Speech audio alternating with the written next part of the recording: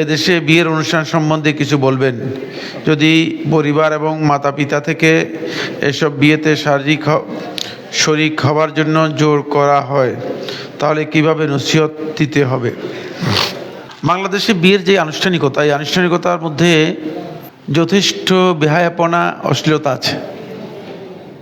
এটা অস্বীকার করার জো নেই। তার মধ্যে নারীদের অবাধ মেলামেশা, অবাধ অবস্থান এবং বেপর্দা আগমন এবং নারী পুরুষ একসাথে খেতে বসা, এই ধরনের অবস্থান আছে। এটাকে এটা ফু দিয়ে পরিবর্তন করতে পারবেন না। যেমন ইলেকট্রিক বাতিকে ফু দিয়ে পরিবর্তন করতে পারবেন না, নিভাতে পারবেন না।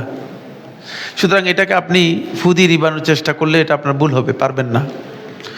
এটা লোকদেরকে বুঝাতে হবে, লোকদেরকে জ্ঞান দিতে হবে যে এই আনুষ্ঠানিকতা অথবা এই বিয়ের যেই ব্যবস্থা, এগুলো মোটেও শুদ্ধ নয়, বৈধ নয়। সেক্ষেত্রে যদি আপনি এড়িয়ে যেতে পারেন অনুষ্ঠান, তাহলে আপনার জন্য উত্তম। কিন্তু সব ক্ষেত্রে আপনি এড়িয়ে যেতে পারবেন না।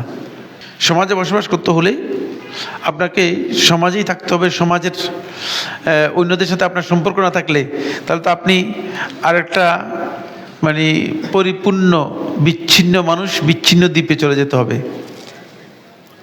সেটাও আপনার পক্ষে সম্ভব না। এই জন্য সেক্ষেত্রে আপনি চেষ্টা করবেন, যদি এই ধরনের কোনো অনুষ্ঠানে আপনাকে অংশগ্রহণ করতে হয়, শুধু যতটুকু দরকার ততটুকু, তারপর আপনি আস্তে করে কেটে পড়বেন।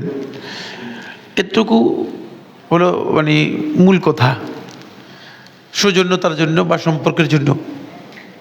কিন্তু যদি সম্ভব হয় নসিহত করার জন্য তাদেরকে বলতে পারবেন যে এই ধরনের অনুষ্ঠান যেগুলো হচ্ছে, এটা ইসলাম অনুমোদন দেয় না, এগুলো থেকে বিরত থাকুন অথবা এটা বাদ দিন।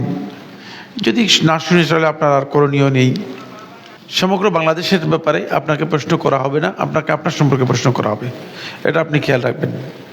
কিন্তু আপনার যতটুকু সম্ভব ততটুকু নসিহত বা উপদেশ তাদেরকে দিতে পারবেন।